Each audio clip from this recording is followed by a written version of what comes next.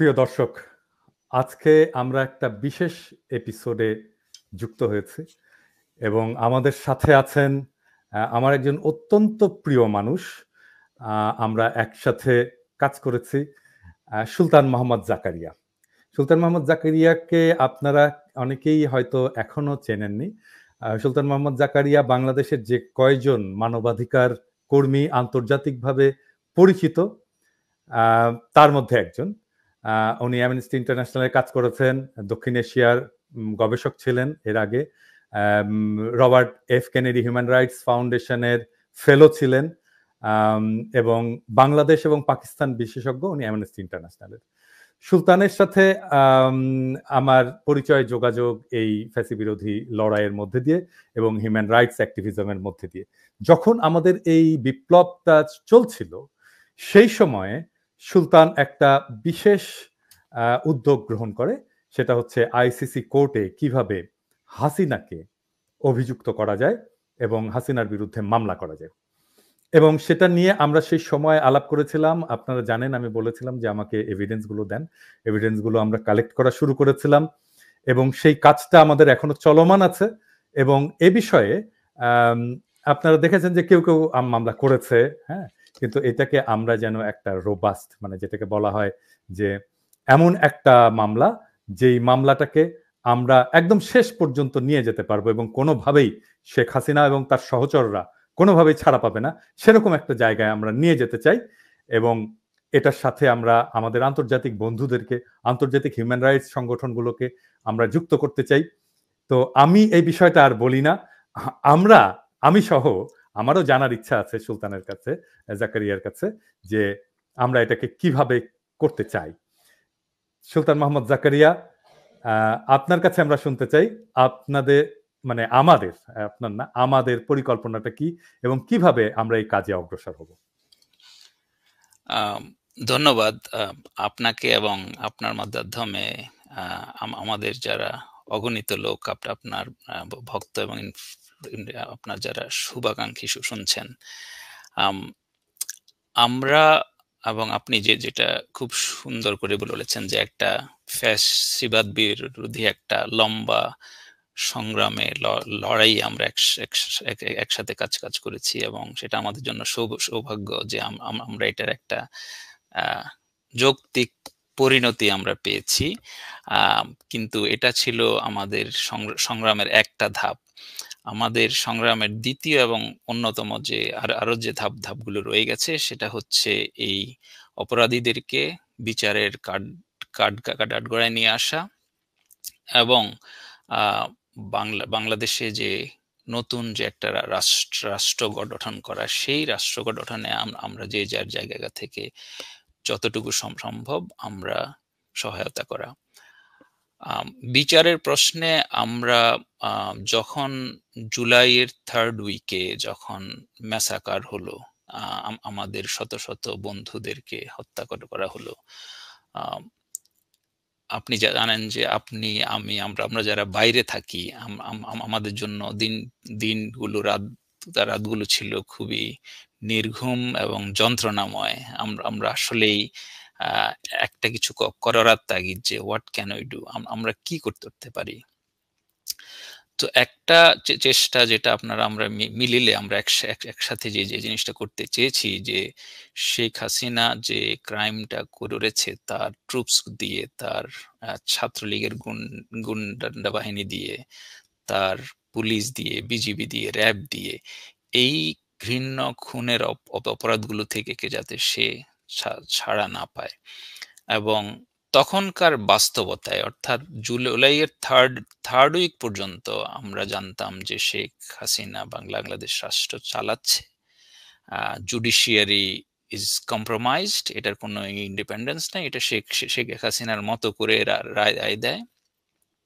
So যার ফলে আমরা যদি শেখ হাসিনাকে এই ক্রাইমের জন্য বিচারের মুখোমুখি দাঁড় করাতে চাই, তাহলে আমাদের সামনে একমাত্র অপশন ছিল যে ঘটনাগুলো ঘটেছে এটাকে মানবতার বিরুদ্ধে অপরাধ হিসেবে আন্তর্জাতিক অপরাধ আদালতে একটা করা, এটাকে বলে একটা কমিউনিকেশন সাবমিট করা।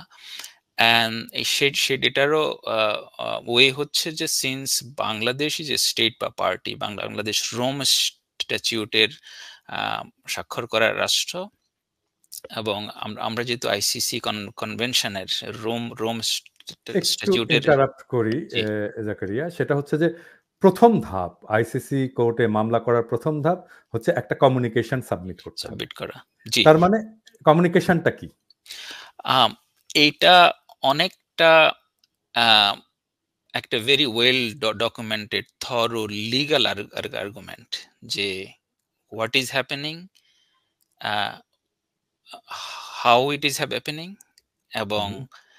এই মানে হোয়াট এর মধ্যে আমরা বলবো যে এখানে যেসব খুন খারাপিগুলো হচ্ছে এগুলো সিস্টেমেটিক্যালি রাষ্ট্র কর্তৃক খুন, জখম, অত্যাচার এগুলো হচ্ছে তার মানে এখানে থাকবে একটা ঘটনার বর্ণনা, বর্ণনা, এবং এর মধ্যে থাকবে প্রমাণ, প্রমাণ, কে কে এক্স্যাক্টলি করেছে, কে কার কার করেছে। দায়িত্ব, কমান্ড রেসপন্সিবিলিটি কি, হুম, কিভাবে মানবাধিকার লঙ্ঘনটা লঙ্ঘন হয়েছে, হয়েছে, কিভাবে মানবতার বিরুদ্ধে অপরাধটা অপরাধ সংঘটিত সংগঠিত। হয়েছে, তার একটা সুনির্দিষ্ট প্রমাণ দিয়ে জি, একটা কমিউনিকেশন। এটা কত বড় হয়? এইটার নির্দিষ্ট কোনো পেজ লেংথ নাই। এটা ছোটটা হইতে হবে, বড় হইতে হবে। তা না, এটা ডিপেন্ড করে যে ক্রাইমের গ্র্যাভিটিটা কতটুকু এবং আমরা কত লোক এটার সাথে জড়িত। কত লোককে আমরা এটার মধ্যে সুপিরিয়র কমান্ড রেসপন্সিবিলিটি আওতা আমরা নিয়ে আসতে চাই। আচ্ছা, আমি সো এখানে আরেকটু তাহলে একটু যুক্ত করি। সেটা হচ্ছে যে শেখ হাসিনার মানবাধিকার লঙ্ঘন তো শুধু এই জুলাই অগস্ট বিপ্লবের সময়ে না। তার মানবাধিকার লঙ্ঘনের বিষয় শুরু হয়েছে আরো আগে। আরো তার অনেক মধ্যে গুম আছে, তার মধ্যে ক্রস ফায়ার আছে, করেছে। তার মধ্যে ৫ই মে ২০১৩ হেফাজতে হত্যাকাণ্ড আছে। এমনকি মৌলানা সাঈদীর মৃত্যুদণ্ডের পরে, ফাঁসির আদেশ দেওয়ার পরে যে সারা দেশব্যাপী বিক্ষোভ হয়েছিল, সেখানে ৮৭ জনকে হত্যা করা হয়েছে। তারপরে মোদির আগমনের সময়ে আম তো প্রচুর হত্যা করা হুম, হয়েছে। আমরা সেই সংখ্যাগুলো জানি না। তারপরে ধরেন আয়নাঘর আছে, যেটা খুব গুরুত্বপূর্ণ। যে আয়নাঘরের বন্দীরা বেরিয়েছে এবং আমরা এখন জানি Aynaghor is not a fiction, এটা ফ্যাক্ট। হুম, হ্যাঁ? তো হুম। তাহলে এই যে কমিউনিকেশনটা এখন আমরা তৈরি করব বা আমাদের বন্ধুদের মাধ্যমে আমরা তৈরি করব, এর মধ্যে কি সব ঘটনাগুলোই থাকবে? না শুধুমাত্র আগস্ট জুলাই এর ঘটনাগুলো থাকবে? Good question. এটা খুবই ভালো প্রশ্ন। বেসিক্যালি শেখ হাসিনার ক্রাইম তো আপনি যেভাবে বর্ণনা করলেন এটা তো লিখে শেষ করা যাবে না। গত ১০ বছর ১৫ বছরে অজস্র ক্রাইম। আম আমরা যদি শুধু জুলাই এবং অগাস্টে যে হত্যাকাণ্ডটা হয়েছে শুধু যদি সেটাও করি, আই বিলিভ, এবং আমাদের যারা আইন অঙ্গনের সাথে জড়িত বান্ধব আছে, যাদের এক্সপার্টিজ আছে on hmm, ICC and crimes against humanity, they agree যে এইটা will be sufficient also. But আমরা যেটা এখন যে পরিবর্তিত পরিস্থিতি, এখন Sheikh Hasina is gone and will talk about what is the hmm, implication on our initiative. Hmm, আমার মনে হয় আমরা will include the systematic and forced ডিসঅ্যাপিয়ারেন্সের যে কেসগুলো হুম, এবং এক্সট্রা জুডিশিয়ালের যে কেসগুলো। Hmm, so there are plenty of evidences that we can hmm, gather, কিন্তু আমার মনে হয় শুধু আমরা যদি এই ২-৩টা বিষয় রাখি, যে গুম হুম। এবং গত ১০-১৫ বছরে যে ৩,০০০ লোককে যে সে মারল ক্রস ফায়ারে, এবং এই জুলাই এবং অগাস্টে যে প্রায় আমাদের ৫০০ থেকে ৬০০, মানে ইটস এ কনজারভেটিভ এখন আমরা জানি এস্টিমেট। না যে আসলে এক্স্যাক্টলি কতজন মারা আসলে গেছে। কতজন মারা গেল। হুম। সো এখন এই যে even this numbers is huge, এটা বাংলাদেশের ইতিহাসে তো কোনো শাসক এত লোক মারারে নাই স্বাধীন বাংলাদেশের ইতিহাসে। কোনদিন। এবং আমি বলি যে ৭১-৭১-এর যুদ্ধের ওই সময়টা বাদ দিলে ইভেন ব্রিটিশ বা পাকিস্তান যদি আপনি একসাথেও ধরেন, গত ৩০০ বছরের ৪০০ বছরের ইতিহাসে না। এই বাংলায় এত লোক কেউ মারারে নাই। হুম। তো এটা তো একটা হিউজ ক্রাইম, এবং হ্যাঁ, এইটার একসময় হতো যখন বর্গীরা আসতো। হ্যাঁ? যখন বর্গীরা হামলা করত তখন এই পরিমাণে হত্যাকাণ্ড তারা করত। হ্যাঁ, কিন্তু তো এটা কোন শাসক, আমি বলছি যে হুম, হুম। বাংলার এখানে আপনি যদি লক্ষণ সেনের আগেও যান, কোন না, শেখ শাসক হাসিনা তো শাসক না আসলে। শেখ হাসিনা তো দখলদার। দখলদার। বর্গীরা যেমন আগ্রাসনকারী, হ্যাঁ, শেখ হাসিনাও ঠিক একইভাবে দখলদার। তার কোনো হ্যাঁ, বৈধতা ছিল না। সে কোনো হ্যাঁ, ভোট করেনি। সে আমাদের ভোটে নির্বাচিত না। আচ্ছা, এক্সাক্টলি। আরেকটা জিনিস করি, এটা আমার মনে হয় এই প্রশ্নটা দর্শকদের মনেও আসছে, সেটা হচ্ছে এই যে কমিউনিকেশন ডকুমেন্টটা, এটা কি তৈরির কাজে হাত দিয়েছেন অলরেডি? এখানে আমাদের অস্ট্রেলিয়ার এক বন্ধু উনি একটা সাবমিশন করেছেন, বাট এইটা he is now working with us. আমাদের একটা মিটিং হয়েছে। এটা আসলে মানে আমরা উনি একটু রাশ করে এটা সাবমিট করেছেন, but we now recognise that আসলে একটা রোবাস্ট আমাদের যে উদ্দেশ্যটা, আমাদের উদ্দেশ্য হচ্ছে যে কমান্ড সোজা বাংলায় আমাদের উদ্দেশ্য হচ্ছে শেখ হাসিনাকে ঝুলিয়ে দেওয়া, শেখ হাসিনাকে হ্যাঁ বিচারের আওতায় আনা। হ্যাঁ, হ্যাঁ, মানে আমার ভাষায় আর কি ঝুলিয়ে দেওয়া। ঝুলিয়ে দেওয়া। হ্যাঁ, তো এখন এইটার জন্য আমাদের যে ইমপ্লিকেটিং এভিডেন্স গুলো দরকার। এখন একটা সেট অফ এভিডেন্স, এটা আপনার কাছেও আসছে, আমাদের ওই যে পোর্ট ওটালে ওখানে আমাদের শত শত প্রায় 2000-এর বেশি লোকজন সাবমিট করেছে। এগুলো হচ্ছে ওয়ান সেট অফ এভিডেন্স, যে লোকজন গুলি করছে, কে করছে, হ্যাঁ, মৃত্যুর ঘটনাগুলো দেখাচ্ছে। বাট আমাদের আরেকটা খুব critical set of evidence we need, যে জিনিসগুলো নিয়ে আমরা কাজ করছি, যে আসলে how can we implicate this command মানে রেসপন্সিবিলিটির আওতায় শেখ হাসিনাকে, কাদের সাহেবকে, কিংবা অন্য যারা কমান্ড রেসপন্সিবিলিটির আওতায় আছেন, ডিবি হারুনকে, পুলিশের, অর্থাৎ what they did, what instruction they did, মানে একটা জিনিস বলি, যাকে ডিবি হারুন কোথায়? It's a good question. এটা বাংলাদেশের লোকজন কে মানে আপনি জানেন ডিবি হারুন কোথায়? আমি জানি না। আমি আচ্ছা, অনেক ঠিক কিছু আছে। শুনছি, আমি স্পেকুলেশন বলতে চাচ্ছি না আর আচ্ছা, কি। আচ্ছা, আমার কাছে না, ডেফিনিটিভ কোনো ইনফরমেশন নেই। আচ্ছা, ঠিক আছে। আমি একটু আপনাকে থামিয়ে দিয়ে মাঝে মাঝে প্রশ্ন করতে হচ্ছে, আপনি শিওর। কিছু মনে করবেন না। না, কারণ অবশ্যই। আমার মনে যে প্রশ্নগুলো আসছে, সে একই প্রশ্ন হয়তো দর্শকদের মনেও আসছে। হ্যাঁ, আমি অবশ্যই। খুব নাইভ ভাবে আপনাকে আপনার ইয়েটাকে অ্যাপ্রোচ করতে চাই। ধরেন একজন শাসক একটা ক্রাইম এগেইনস্ট হিউম্যানিটি করলো, একটা ওয়ান স্পেসিফিক একটা ইনস্ট্যান্স, ধরেন আয়না ঘরের মতো একটা ঘটনা ঘটালো। হুম, আয়না ঘরে এরকম করে নিয়ে যে মানুষকে বিচার ছাড়া আটকে রাখলো, যার আসলে কোনো অপরাধ নাই, যে কোনো অপরাধ করেনি, হ্যাঁ, এবং যার বিরুদ্ধে কোনো ফৌজদারি একটা অভিযোগ দায়ের করারও মতো তার কোনো অপরাধের কোনো হিস্ট্রি নাই। হ্যাঁ, কিন্তু তাকে কিছু করা যাচ্ছে না, কিন্তু তাকে জেলে ঢুকাতে হবে, তাকে নির্যাতন করতে হবে এবং তার মুখটা বন্ধ করে রাখতে হবে। সেই জন্য সে একটা সিক্রেট ডিটেনশন সেন্টার বানালো, যেটা বাংলাদেশের আইনের মধ্যে নাই, তার এখতিয়ারের মধ্যেও নাই। অবশ্যই বাংলাদেশ সরকারের এখতিয়ারের মধ্যে আছে যে আমি একটা জেল বানাবো, সেইখানে কেউ অপরাধ করলে আমি আদালতে যাব, আদালত যদি শাস্তি দেয় 24 তাহলে ঘন্টার তাকে মধ্যে, হ্যাঁ, তাহলে 24 তাকে ঘন্টার জেলে মধ্যে। রাখবো। কিন্তু রাইট। আমি যার বিরুদ্ধে কোনো অভিযোগ দায়ের করতে পারছি না, হ্যাঁ, ধরেন আমার বিরুদ্ধে মামলা করছে, কতগুলো মামলা করছে আমি জানি না, বাট করছে তো মামলা, তো আমার বিরুদ্ধে অভিযোগ, ধরেন সুলতান মোহাম্মদ জাকারিয়া, তার বিরুদ্ধে তো কোনো অভিযোগ করার মতো কোনো কিছু নাই। হ্যাঁ, সে তো ভিডিও বানাচ্ছে না, ইউটিউব করছে না, এই করছে না, সেই করছে না, সরকারকে গালিও দিচ্ছে না। হ্যাঁ, তো জাতির পিতার বা শেখ হাসিনার সম্মান হানি করছে না। তো এখন সুলতান মোহাম্মদ জাকারিয়াকে আমি কিভাবে শায়েস্তা করব? সুলতান মোহাম্মদ জাকারিয়াকে আয়না ঘরে ঢুকাই দেবো, তাই তো? বিষয়টা তো এরকমই। মানে ব্রিগেডিয়ার আজমিকে কেন ঢুকানো হলো? একজন সেলিব্রেটেড আর্মি অফিসার, হ্যাঁ, তাকে কেন ঢুকানো হলো? কারণ সে গোলাম আজমের ছেলে এবং তার বিরুদ্ধে কোনো অভিযোগ নাই, সে রাজনীতিও করে না। হ্যাঁ, জামাত ইসলামের সাথে তার কোনো সম্পৃক্তি নেই। তো তাকে আমি আয়না ঘরে ঢুকিয়ে দেবো। মীর কাসেম আলীর ছেলে একজন ডাক্তার, না, মীর কাসেম আলীর ছেলে কি doctor? Barrister. Barrister. Mir Kasem আইনজীবী। আলীর ছেলেকে আমি আয়না ঘরে ঢুকিয়ে দেবো।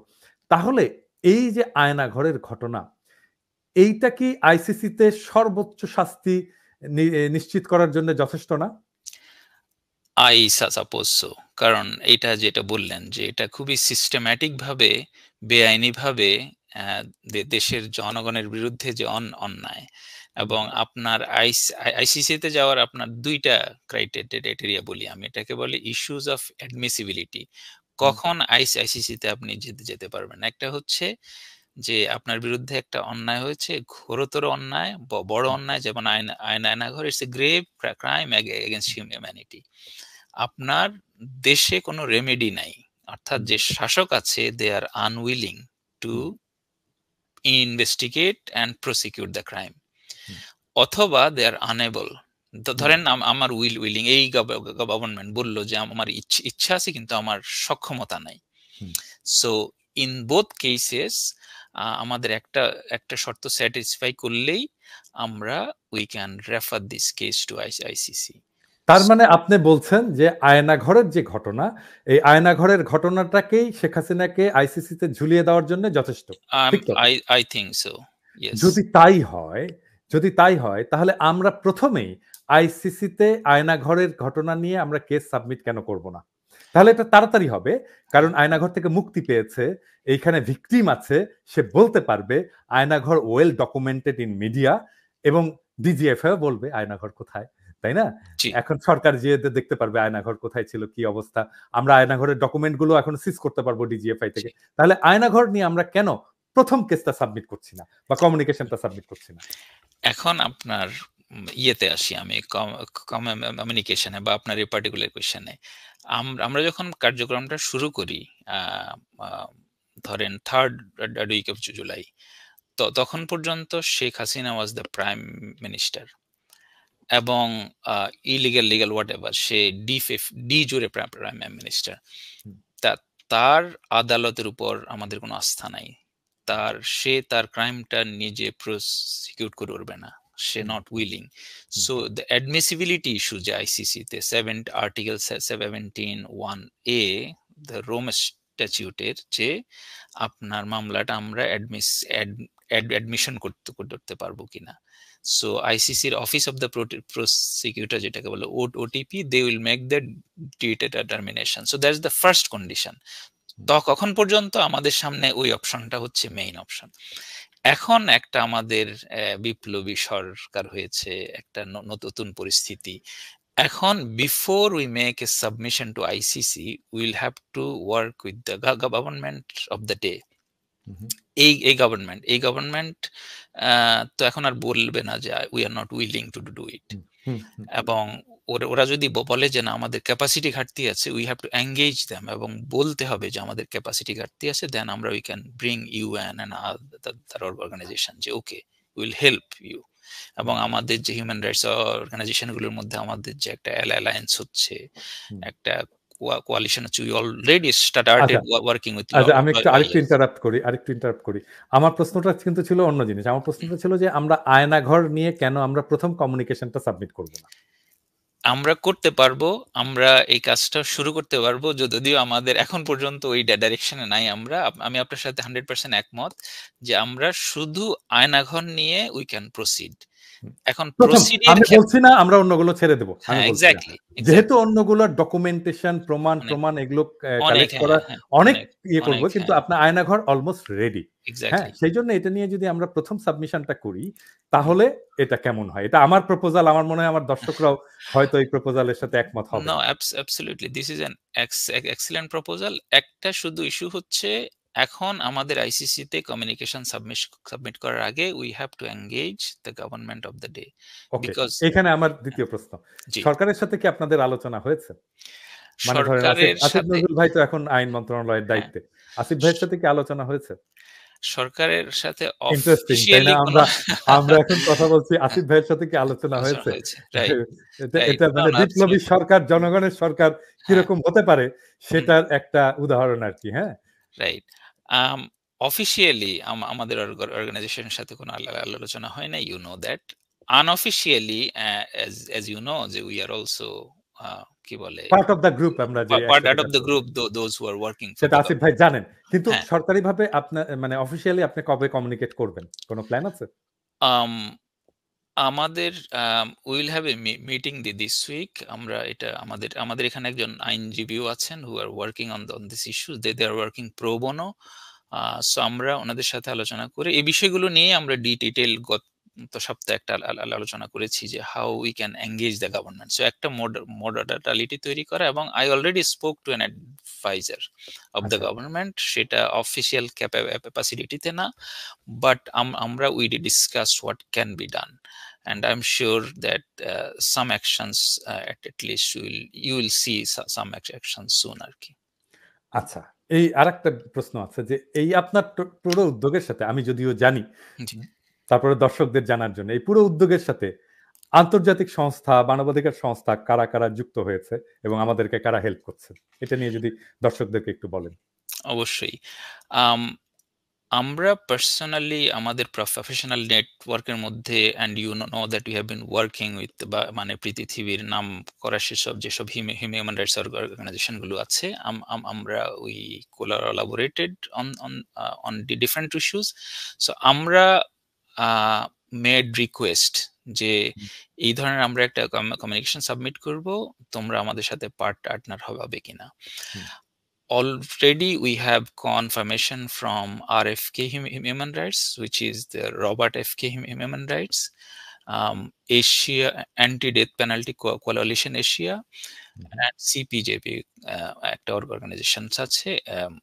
এই তিনটা organization confirmed us যে they will work with us, and a law firm connected to one of these organizations, they are also working with pro bono. I'm not going to name which law firms for a strategic reason. আমাদের সাথে human rights watch, Amnesty International, human rights first, তারপরে FIDH, forum Asia, the bunch of global human rights অর্গানাইজেশনগুলোর সাথে আমাদের কথা হয়েছে, সিভিকাসের সাথে আমাদের কথা হয়েছে। অ্যান্ড আই এম শিওর যে ওনারা একটু টাইম নিচ্ছেন ইন্টারনাল ডিসকাশনের জন্য, এবং they are very much willing to take part. আমাদের উদ্যোগ হচ্ছে এইটাতে যত বেশি সংখ্যক গ্লোবাল পার্টনারকে করা যায়, অ্যাড করা যায়, এবং যাতে করে আমাদের কমিউনিকেশনটা একটা কম্প্রিহেন্সিভ, শুধু not in terms of its content, but also in terms of the people coalition that are submitting. Exactly. আচ্ছা, এখন বলেন, দর্শকরা নিশ্চয়ই এটা জানতে চাইবে যে কবে নাগাদ আমরা কমিউনিকেশনটা সাবমিট করার প্ল্যান করেছি, কতদিন লাগতে পারে? আমাদের দুইটা সিনারিও আমরা কল্পনা করে রেখেছিলাম। একটা হচ্ছে শেখ হাসিনা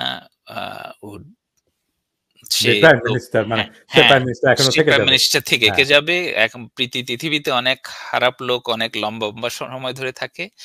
সো আমাদের একটা সিনারিও ছিল যে সে হয়তো থাকবে। সেই ক্ষেত্রে আমাদের একটা ছিল যে will take 6 months, 6 months to 1 year or more like that, because we need implicating evidences, এবং তখন এই এভিডেন্স গুলো কালেক্ট করার ক্ষেত্রে যে আমাদের রাষ্ট্রের হুইসেল ব্লোয়ার কারা, এগুলো বের করাটার অনেক সমস্যা হইতো। এই মুহূর্তে সিন্স একটা নিউ গভর্নমেন্ট আসছে, সিন্স উই স্টার্ট আমাদের government exactly, so they are our partners, we need to understand যে তাদের সাথে আমরা কিভাবে টাইমলাইনে কাজ করতে পারি। এবং অ্যাগেন আমি বলছি, এখনকার বাস্তবতায় হচ্ছে we can help the government, আমাদের যে অর্গানাইজেশন, উই ক্যান হেল্প। আগে ছিল যে আমরাই এটা ইনিশিয়েট করব, এখন হবে যেটা গভর্নমেন্ট ইনিশিয়েট করবে, আমরা তাকে সাপোর্ট করব। এবং government can create a local tribunal, একটা আইন করে, can bring in UN support, যে না আমাদের এখানে ইনভেস্টিগেট করতে আমাদের এই সাপোর্টটা লাগবে। তাহলে কি আমরা আইসিসিতে যাচ্ছি না?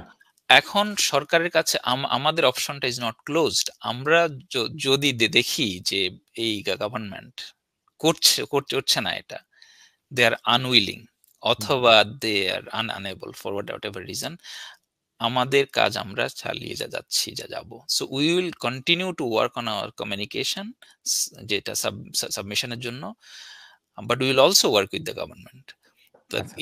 ইফ দ্য গভর্নমেন্ট সাকসেসফুলি এটা করে দেন আমরা ওদেরকে যত সম্ভব আমরা এটা হেল্প করব। যদি ওনারা না করে ফর হোয়াট এভার রিজন, এবং আপনি জানেন যে এখানে অনেকগুলো ঘটনা ঘটতে পারে, আননোনস, সেই ক্ষেত্রে আমরা যাতে আমাদের কাজটাকে, আমাদের যে প্ল্যান মতো আমরা এগিয়ে যাই। মোদ্দা কথা হচ্ছে, will not spare Sheikh Hasina or any of our criminal gang, যারা আমাদের ছাত্র ভাইদের বুকে গুলি চালিয়েছে, রক্ত ঝরিয়েছে, আমাদের ইতিহাসে নারকীয়তম হত্যাকাণ্ড করেছে। এনি মিনস, সেটা এই সরকারের মধ্য দিয়ে হোক, সেটা সরকারের বাইরে হোক, সেটা ICC দিয়ে হোক, অথবা অন্য কোনো ভাবে, we will bring her to justice. সে এখন পালিয়ে থাকবে কি দেশে এসে থাকবে, সেটা আমাদের জন্য মুখ্য না। গ্রেট। আচ্ছা, আমার তাহলে কি আমরা এটাকে, কারণ আমরা যখন প্রিপেয়ার করছিলাম এই মিটিং এর সময়, সে আপনি জানেন যে একের পর এক ফোন আসছিল, এবং মানুষের যে উদ্বেগ যে হাসিনা কি পার পেয়ে গেল, হ্যাঁ, তো এই উদ্বেগটা থাকবে, এটা স্বাভাবিক আমি মনে করি। তো আমরা কি বলতে পারি যে আমরা মাস তিনেকের মধ্যে একটা কমিউনিকেশন সাবমিট করতে পারবো আইসিসিতে, আয়নাঘর নিয়ে স্পেসিফিক্যালি?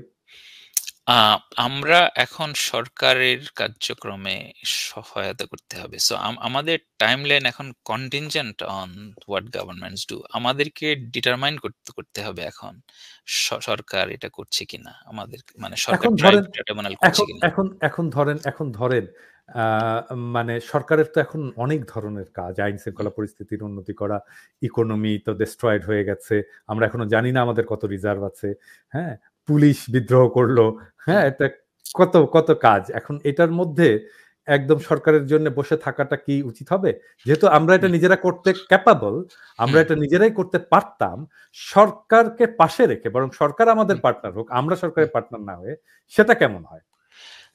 সেটা আমরা করতে পারতাম যদি না আইনি একটা নতুন বাস্তবতা তৈরি না হতো। 5ই আগস্টের পরে নতুন একটা আইনি বাস্তবতা তৈরি হয়েছে, যে এখানে আমাদের আর্টিকেল 17(1)(a) কে স্যাটিসফাই করতে হবে, যে অ্যাডমিসিবিলিটি। আর্টিকেল 17(1)(a) হচ্ছে রোম স্ট্যাটিউটের যে অফিস অফ দ্য প্রসিকিউটর, ওটিপিতে যখন আমরা একটা কমিউনিকেশন সাবমিট করব, তখন দে উইল ডিটারমাইন যে এই কেসটা তারা প্রসিড করবে কিনা, এই কেসটা তারা অ্যাডমিট করবে কিনা। সো অ্যাডমিশনের ক্রাইটেরিয়া হচ্ছে দুইটা, যে স্টেট বা পার্টি, অর্থাৎ বাংলাদেশ যেহেতু member, they are unwilling to investigate this crime এবং প্রসিকিউট দিস ক্রিমিনালস, অথবা they are unable to investigate this crime, অথবা ওকে, আমি যেটুকু বুঝলাম যে এই বাস্তবতায় বাংলাদেশ সরকারকে, বাংলাদেশ যদি এটা হাসিনা থাকতো তাহলে আমরা এটা ইনিশিয়েট করতে 3 মাসের মধ্যেই আমরা এটা সাবমিট করতে পারতাম। এখন যেহেতু সরকার নিয়েছে, সো এখন এই সরকার, এবং যেহেতু আমাদের এই সরকার, সো এই সরকারকেই আসলে এই কাজটা ইনিশিয়েট করতে হবে।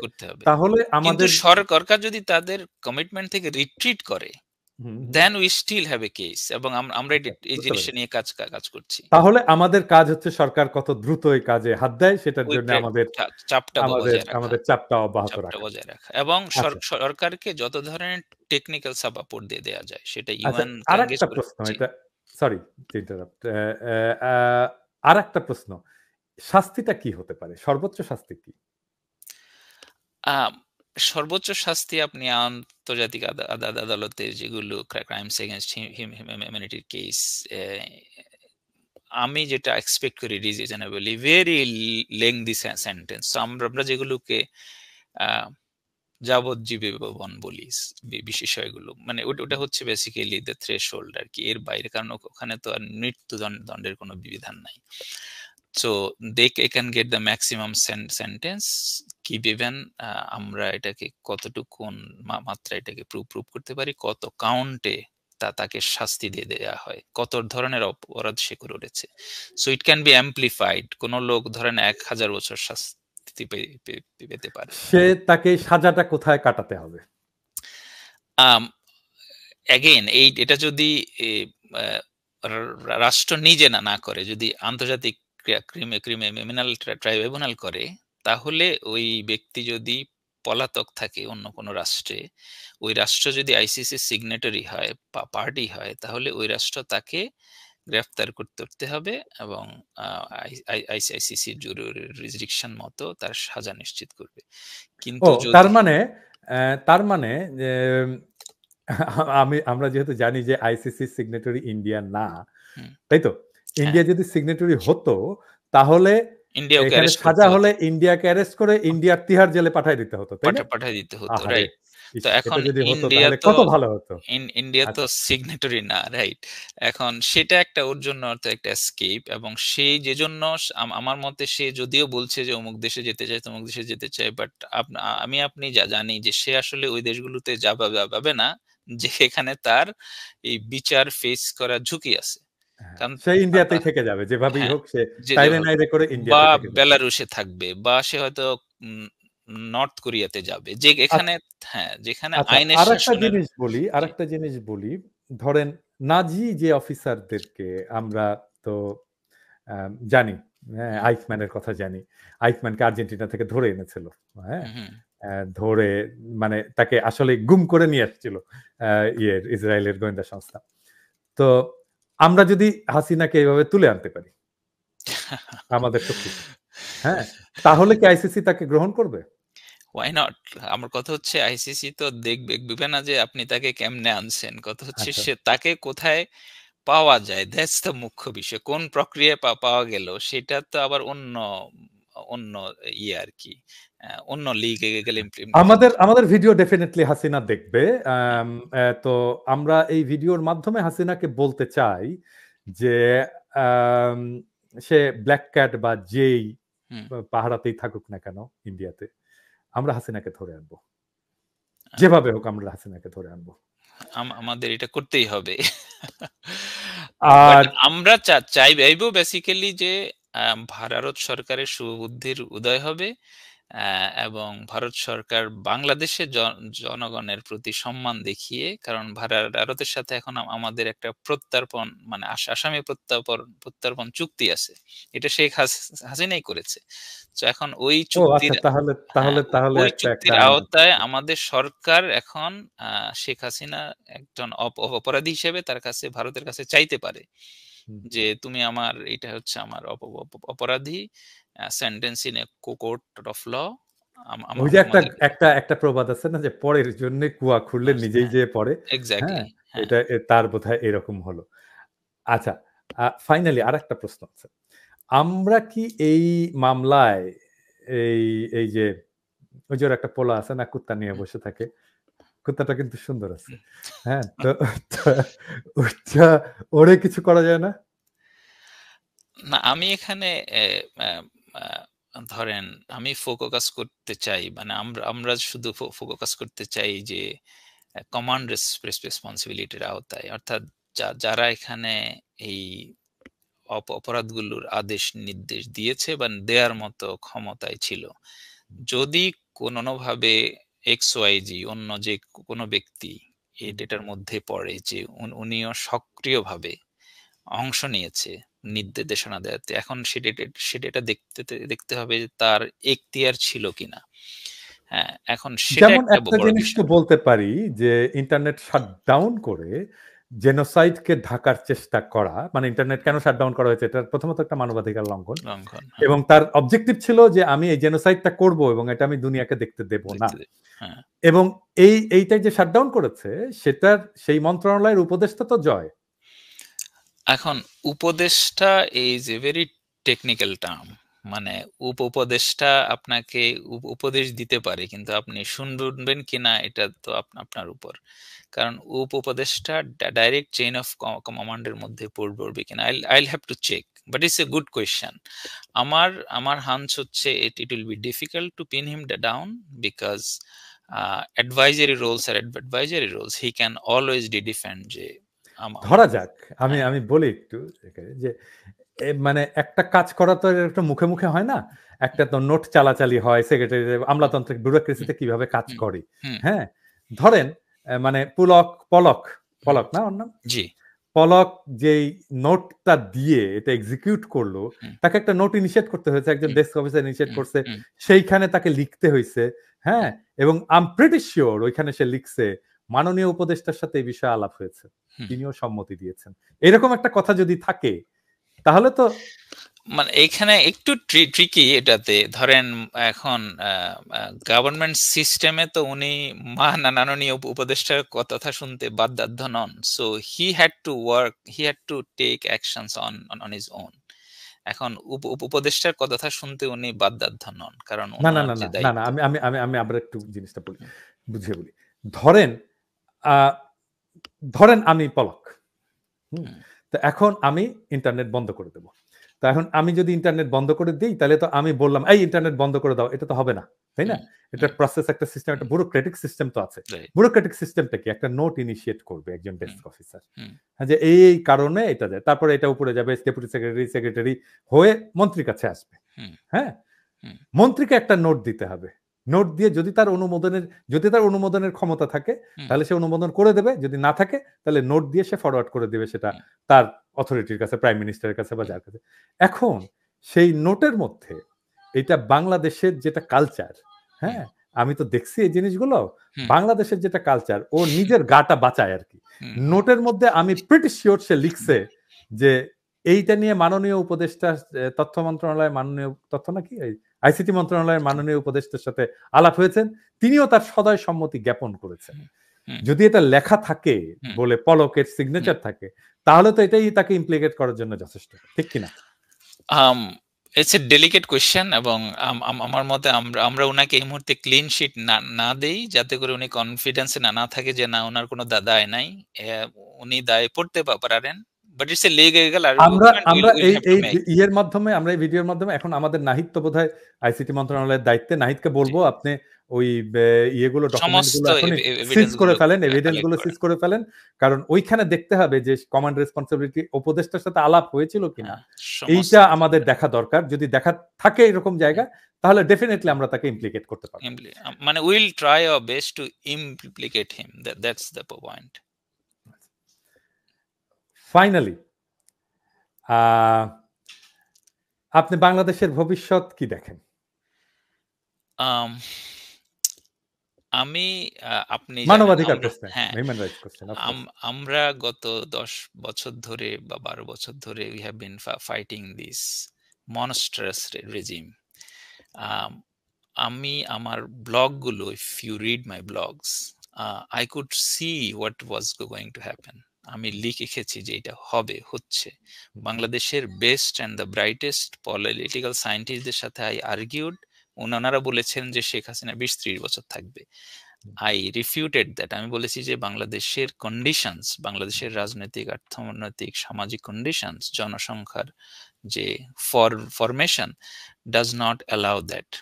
10 বছর শেখ হাসিনার জন্য এনাফ টাইম। উনি যে 10 বছর জোর করে শাসন করতে পেরেছেন এটাই। সুতরাং বাংলাদেশের জনগণের মধ্যে এটা হিস্টোরিক্যালি একটা রেজিলিয়েন্স আছে যে এই ধরনের authoritative system they will not accept. আমি এখন খুবই হোপফুল আমার এন্টায়ার লাইফ টাইমে যে এখন যে ছাত্ররা উদ্যোগগুলো নিচ্ছে, ছাত্ররা ফ্রন্ট লাইনে আছে, অনেক ধরনের কথা বলছে, কিন্তু আমি মনে করি ছাত্রদের এই ইনভলভমেন্টটা এটা অনেক বড় একটা ব্যাপার। কারণ তাদের, ইভেন আপনার আমার চেয়েও তাদের ইমিডিয়েট স্বার্থটা কম, কনফ্লিক্ট অফ ইন্টারেস্টটা কম, they are fresh blood, very innocent, they have very little conflict of interest, এবং তারা উদ্যোগ নিয়ে সাহস করে যে কাজগুলো করতে পারবে সেটা আপনার আমার পক্ষেও হয়তো, মানে আমরাও তুলনামূলকভাবে আমরাও তো তরুণ, কিন্তু আমাদের চেয়ে ওরা আরো ফ্রেশ ব্লাড। সো আমি বেশ হোপফুল। আমি আমার সম্প্রতি একটা সোশ্যাল মিডিয়া পোস্টে বলেছি আমাদের এই বিপ্লবের, এই নিউ বাংলাদেশের 3টা স্তম্ভ, এবং এটাকে আমাদেরকে সুরক্ষা করতে হবে। একটা স্তম্ভ আমাদের ছাত্র জনতা, যারা এটাকে সফল করেছে, এইদের সংগঠনটা, আমাদেরকে এদের সংগঠনটা প্রসপার করার, বড় হওয়ার, সংগঠিত হওয়ার সমস্তভাবে হেল্প করতে হবে, কারণ এরাই হবে আমাদের নতুন বাংলাদেশের বিপ্লবের ভ্যানগার্ড, এবং এদেরকে আমরা যাতে হেল্প করি সর্বতভাবে, এটা হচ্ছে আমাদের মেইন স্তম্ভ, মানে একটা মূল স্তম্ভ। এটা যদি ধসে যায় তাহলে আমরা বিপদে পড়ব। দ্বিতীয় স্তম্ভ আমাদের সামরিক বাহিনী। একটা রাষ্ট্রে সংগঠিত, সবচেয়ে সংগঠিত, মানে যার ফায়ার পাওয়ার বলেন, অর্গানাইজেশনাল ক্যাপাসিটি বলেন, আমাদের মতো দেশগুলোতে সবচেয়ে সংগঠিত ফোর্স হচ্ছে আর্মি। আপনি দেখেন মিলিটারি শুরুর দিকে গুলি করছিল কিছু অফিসার, কিছু বিচ্যুত হয়ে যাচ্ছিল, এবং আমাদের সামনে পৃথিবীতে নজির আছে যে মিলিটারি যদি একটা দুর্বৃত্ত শাসককে রক্ষা করতে চায়, হাজার হাজার লোক হত্যা করে হলেও একটা শাসক বেঁচে যেতে পারে। সো আমাদের military played a very significant role. ওরা আমাদের পক্ষ নেয় নাই, কিন্তু ওরা ছাত্র জনতার বুকে যে গুলি চালাবে না, এই যে সাহসটা করলো, যে এই যে সাহসটা করে শাসকের মুখের উপর বলল যে না, we will not kill our brethren anymore, we will not shed anymore blood, এইটা আমাদের বিপ্লবকে সম্ভব করেছে। এক্স্যাক্টলি, এবং বিজয়কে সম্ভব করেছে। সম্ভব করেছে। The moment they said that no, will not shoot at our people anymore, that's a fundamental shift in the game. So এইটাকে আমাদেরকে ধরে রাখতে হবে। আমাদের মিলিটারি বিরুদ্ধে আপনিও বলেছেন, আমিও সোশ্যাল মিডিয়াতে যখন তারা ইনিশিয়ালি তারা শুট করছিল, আমরা ওদের বিরুদ্ধে লিখেছি। সবাই মিলে আমরা একটা চাপ সৃষ্টি করেছি, আমাদের বন্ধুরা মিলে আমরা ইউএনএ চাপ সৃষ্টি করেছি। অর্থাৎ একটা কম্বিনেশন অফ ফোর্স, আমরা দেশে দেশের বাইরে আমাদের যে বন্ধুরা আছে সবাইকে মিলে একটা চাপ সৃষ্টি করেছে। ফাইনালি মিলিটারিতে কুল হেডস প্রিভেইলড, একটা ভালো সিদ্ধান্তরা নিয়েছে যে আমরা আমাদের জনগণের উপর গুলি চালাবো না। সো এইটা মিলিটারি যেহেতু জনগণ মানে বা একটা দেশের সংগঠিত force, they have the arms and weapons and everything, they have to guard this revolution. ওরা আমাদের বিপ্লব রক্ষা করা, নতুন বাংলাদেশ গড়া দ্বিতীয় স্তম্ভ। আপনি যাই বলেন, পৃথিবীর ইতিহাসে কোনো বিপ্লব সংগঠিত হয় নাই মিলিটারির সক্রিয় বা নিষ্ক্রিয় সমর্থন ছাড়া। সো এদেরকে আমাদের লাগবে। সো মিলিটারিকে মোরাল ঠিক রাখা, ওখানে কিছু দুষ্কৃতিকারী সাবোটাজ করা ট্রাই করবে, এটা আমাদেরকে রেজিস্ট করা, সব সার্বক্ষণিক ইয়া রাখা, চোখ রাখা, এদেরকে সাপোর্ট দিয়ে যাওয়া, এরা যাতে আমাদের বিপ্লবের প্রোটেক্টর হয়। তৃতীয় স্তম্ভ আমি যেটা বলি সেটা হচ্ছে আমরা উই আর ভেরি লাকি যে আমাদের প্রফেসর মোহাম্মদ ইউনূসের মতো একটা লোককে আমরা এই সময়ে বাংলাদেশকে নেতৃত্বে পেয়েছি। ওনার অনেক সমালোচনা আছে, অনেক কিছু আছে, বাট এটা আপনি আমি ওনার সমালোচকরাও এক বাক্যে স্বীকার করবেন। বর্তমান বিশ্বে যত শাসক আছে এদের যদি আমরা র্যাঙ্ক করি, সম্মানের দিক থেকে ডক্টর ইউনূস এক নম্বরে এটা থাকবে। একটা অসাধারণ বিষয়। অসাধারণ বিষয়। বাংলাদেশের শাসক এমন একজন গ্লোবালি রেসপেক্টেড, যেটা বললাম এটা আনপ্রেসিডেন্টেড। যদি বিশ্বের 200 কাছাকাছি দেশ আছে, সব দেশের রাষ্ট্রপ্রধানদের যদি সম্মানের দিক থেকে আমরা র্যাঙ্ক করি, উনি থাকবে টপ। প্লাস ওনার রাজনৈতিক বোঝাপড়া, ওনার রাষ্ট্র সমাজ রাষ্ট্রযন্ত্র সম্পর্কে ওনার জ্ঞান বোঝাপড়া, এগুলোর সমস্ত কিছুর সুবিধা আমরা নিতে পারবো। এবং বড় বিষয় হচ্ছে উনি এখন at the fag end of his life, ওনার 84 ইয়ার্স অফ এজ। ওনার হারানোর কিছু নাই, পাওয়ারও কিছু নাই। উনি যে সম্মান সারা পৃথিবীতে পেয়েছেন, বাংলাদেশের মতো রাষ্ট্রের এক্সিকিউটিভ হেড হওয়া না হওয়াতে এই সম্মান বাড়বেও না, কমবেও না। তো উনার এই পরিস্থিতিতে উনি হচ্ছেন আমাদের বিপ্লবের, আমাদের নতুন বাংলাদেশের তৃতীয় স্তম্ভ। এটাকে আমাদের রক্ষা করে যেতে হবে। ওনাদের অনেক ভুল থাকবে, ত্রুটি থাকবে, এটা আমরা বলবো, সমালোচনা করব, কিন্তু ওনাদেরকে আমরা এই তিনটা স্তম্ভকে আমি বলি যে চতুর্থ স্তম্ভ হচ্ছে আমরা সবাই মিলে আমাদের এই তিন স্তম্ভ যদি ঠিক রাখি, নতুন বাংলাদেশে যে সংস্কারগুলো প্রয়োজন, মানবাধিকারের প্রশ্নে আমাদের প্রতিষ্ঠানগুলো যেভাবে সংস্কার করা দরকার, আমাদের সংবিধানটাকে যেভাবে নতুন করে লেখা দরকার, আমাদের পুরো ইনস্টিটিউশনাল আর্কিটেকচারটা আমরা যেভাবে বদলানো দরকার, আমাদের সামাজিক ভ্যালুস গুলো নিয়ে আমাদের যেভাবে কাজ করা দরকার, আমাদের শিক্ষা, আমি দেখি যে সবচেয়ে বড় ইন্টারভেনশনের জায়গা যে আমরা আগামী 2-3 প্রজন্মকে আমরা কিভাবে শিক্ষিত করব, কি ধরনের values, social values, cultural values, এইগুলো রিভিজিট করা, যে আমরা কোথায় ল্যাকিং, হোয়াই আমাদের মতো একটা দেশ, মুক্তিযুদ্ধের মধ্য দিয়ে অর্জন করা দেশ, লক্ষ লক্ষ লোক প্রাণ দিয়ে যে দেশ স্বাধীন করলো, দুর্নীতিতে 1 নাম্বার হবে বা 2 নাম্বার হবে, 3 নাম্বার হবে। What went wrong, we have to understand. এবং আমি মনে করি এই জায়গাতে আমাদের ক্রিটিক্যাল যেসব রিফর্ম, এই যে কালচারাল ফ্রন্টে, শিক্ষা সাংস্কৃতিক ফ্রন্টে আমাদের মেজর কাজ করা দরকার। আমি অপটিমিস্টিক যে আমরা এটা করতে পারবো, বাট আমি অলসো আই এম কশাস। এবং আমার যারা বন্ধু, আমাদের যারা বন্ধু সরকারে আছেন, তাদের উচিত হচ্ছে বাংলাদেশে, দেশে বিদেশে, ডিয়াসপোরাতে বেস্ট অ্যান্ড দ্য ব্রাইটেস্ট বাংলাদেশে অবদান রাখতে চায়। আমাদের তো ক্ষমতার কোনো লোভ নাই, আমরা বাংলাদেশকে বদলাইতে চাই, আমাদের চেয়ারের কোনো লোভ নাই, আপনারও নাই, আমাদেরও নাই। বাট বাংলাদেশে এরকম হাজার হাজার লোক আছে বাইরে ডিয়াসপোরাতে যারা ভালো আছে। আপনি প্যারিসে আছেন, আমি আমেরিকাতে আছি। আমরা যদি পার্সোনাল আমাদের জীবনের কথা ভাবি, আমাদের জীবিকার কথা ভাবি, তাহলে তো আমরা কোনো দরকার নাই।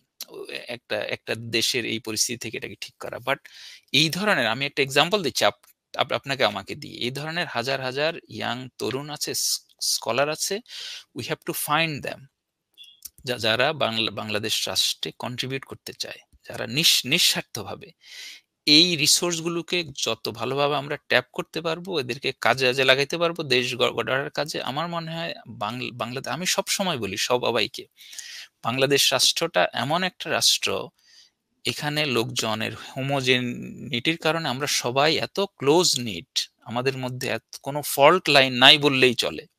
এথনিক ফল্ট লাইন নাই, রিলিজিয়াস ফল্ট লাইন নাই, যেটা আছে অলমোস্ট ফেক একটা জিনিস তো তৈরি করে রাখা। এই দেশকে টার্ন অ্যারাউন্ড করা, এই দেশকে দ্রুত উন্নতির শিখরে নিয়ে যাওয়া, আমরা যদি উদ্যোগগুলো ঠিক মতো নেই, 20 বছরের মধ্যে বাংলাদেশ যে এখানে থাকবে, you can not even imagine. অকল্পনীয়। আপনি অকল্পনীয় জায়গায় চলে আপনি যাবে। ইমাজিন করতে পারবেন না এই দেশকে এটা 20 এটা বছরের এটা মধ্যে কোথায় এটা নিয়ে যাবে। আমি বুঝতে পেরেছি এই ইয়াংদের, তরুণদের কথাবার্তা দেখে, এবং বিশেষ করে নারীদের। হ্যাঁ, এটা নিয়ে একটা এপিসোডও করেছি। যাই হোক, আমার ফাইনাল আমার একটা এপিসোডে আমি বলেছিলাম যে আগামীর বাংলাদেশে আমরা কি করব। হ্যাঁ, সেটা সম্ভব হয়ে গেছে। সেটা হচ্ছে যে দেখেন, পৃথিবীতে এরকম এক্সাম্পল খুব কম আছে যে যেই কান্ট্রিতে একটা সিরিয়াস হিউম্যান রাইটস ভায়োলেশন হয়েছে দীর্ঘদিন ধরে, এবং সেই দেশে একটা বিপ্লবী সরকার ক্ষমতা নিয়েছে এবং এই জালেমকে উৎখাত করে মজলুমরা ক্ষমতায়িত হয়েছে, সেরকম দেশ কিন্তু খুব বেশি নাই।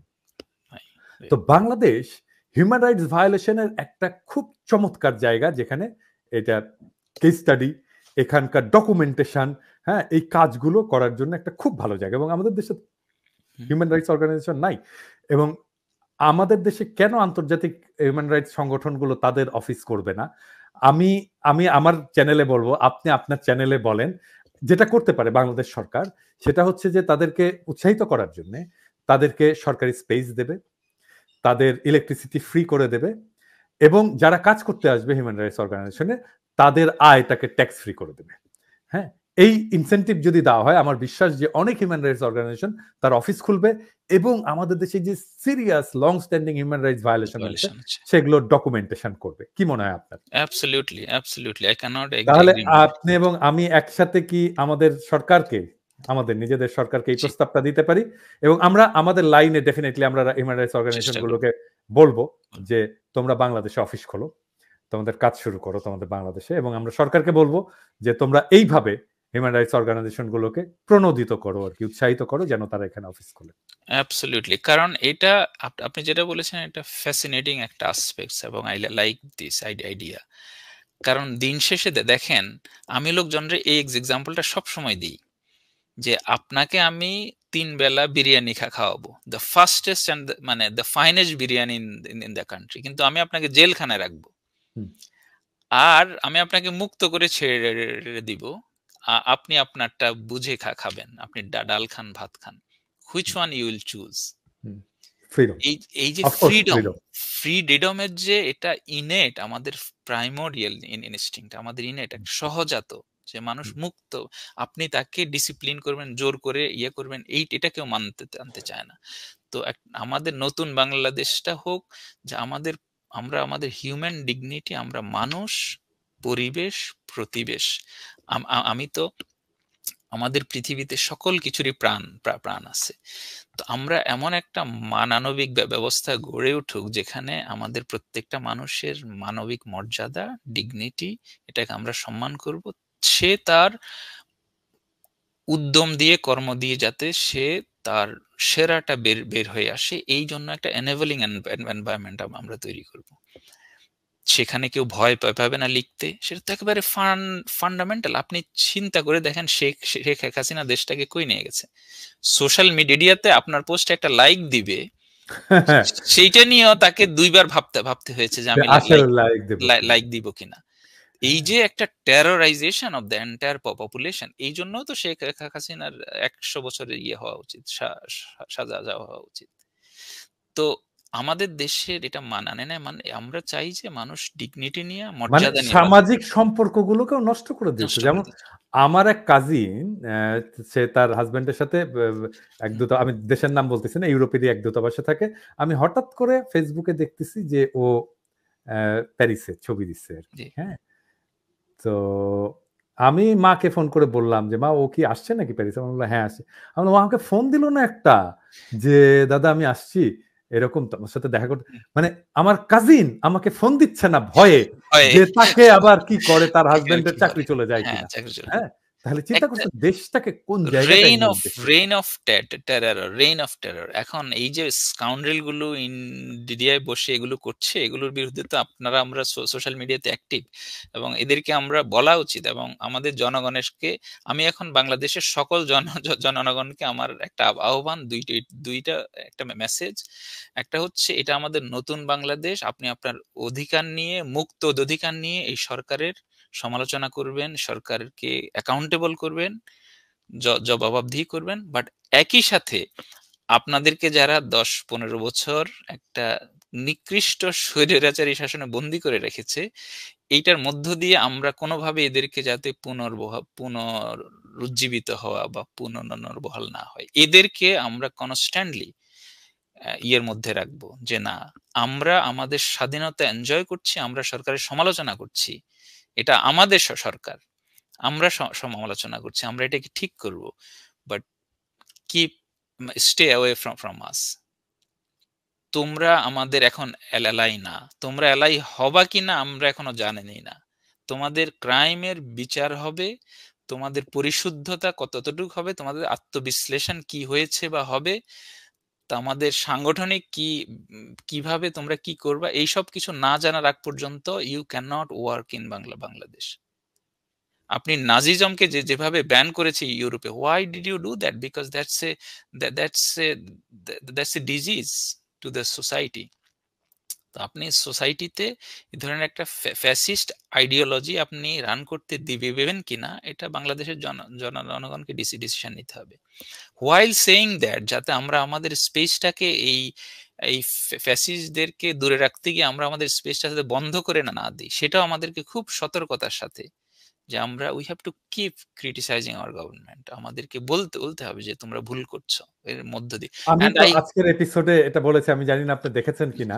আমি বলছি একটা শ্যাডো ক্যাবিনেট আমি তৈরি করব, যেখানে আমি সারা সব সেক্টরের এক্সপার্টদেরকে সারা পৃথিবী থেকে নিয়ে এসে আমরা কনস্ট্রাকটিভ ক্রিটিসিজম করে যাব। মানে এই সরকারের একটা বিরোধী দল দরকার, আমরা সেই বিরোধী দল হব। অলদো এটা আমাদেরই সরকার, আমরা তাকে রক্ষা করব, কিন্তু তার পাশাপাশি আমরা তার কনস্ট্রাকটিভ ক্রিটিসিজম করব। যে কোনো সরকার, যত ভালো সরকারই হোক, power corrupts and absolute power corrupts absolutely. So যেই সরকারে যায়, যদি আমিও যাই আজকে, আপনার দায়িত্ব হচ্ছে আমি যাতে ঠিক থাকি, আমাকে জবাবদিহির মধ্যে রাখা। এক্স্যাক্টলি। আমি যাতে স্বচ্ছভাবে কাজ করি, আমি যাতে আমার দায়িত্ব ভুলে না যাই, এটা আমাকে প্রতিনিয়ত রিমাইন্ডার দিয়ে যাওয়া। সো আমাদের সরকারে যারা যাবেন বা যাচ্ছেন বা আগামীতে যাবেন, প্রত্যেকের যাতে এটা মাথায় থাকে যে আমাকে সমালোচনা করা যাবে, আমি সমালোচনা শুনবো, অযৌক্তিক হলেও হবে শুনবো। এক্স্যাক্টলি। অযৌক্তিক সমালোচনাও আমাকে করতে হবে। আমাকে যদি গালিও দেয় কেউ, তা আমি সেটা শুনবো। আমি যদি সেটা শুনতে না চাই, দয়া করে সরকারে থাকবেন না, because that's not the place for you. Thank you Sultan Mohammad Zakaria. আজকে আমার দর্শকদের সামনে আমার চ্যানেলে সম্ভবত এটাই প্রথম একটা টকশের মতো যেটা আমি হোস্ট করলাম। এরপরে আরো করব ডেফিনেটলি, এবং আবার আপনার সাথে কথা বলবো যখন আপনি আরো কিছু প্রোগ্রেস করবেন। আমরা ডেফিনেটলি আপনি যখন কমিউনিকেশনটা সাবমিট করবেন, তারপরে আবার আমরা এই আলাপটা করব। ভালো থাকবেন সুলতান, আপনাকে সুস্থ ধন্যবাদ থাকবেন এবং আপনার ভালো কাজ অব্যাহত রাখবেন। আর একটি বিষয় বলে রাখতে চাই, অনেকেই হয়তো জানে না যে র্যাবের যে স্যাংশন, সেই স্যাংশনের পিছনে অনেকে কাজ করেছে, তার মধ্যে একটা অত্যন্ত গুরুত্বপূর্ণ কাজ করেছে আমাদের সুলতান মোহাম্মদ জাকারিয়া। আমাদের দেশকে আমি সহায়তা করতে চেয়েছি। আমার কারো ব্যক্তি বা সংস্থার বিরুদ্ধে আমাদের আক্রোশ নাই। আমাদের দেশের মানুষের বিরুদ্ধে সংগঠিতভাবে যে বা যারাই ক্রাইম করবে, অপরাধ করবে, সেটা আমাদের দায়িত্ব। আর সেখানে ওই আমাদের কালেকটিভ এফোর্টে আমাদের সামান্য একটু অবশ্যই আমরা সবাই মিলে লিখে দেখো এক বিন্দু দিলাম শিশির।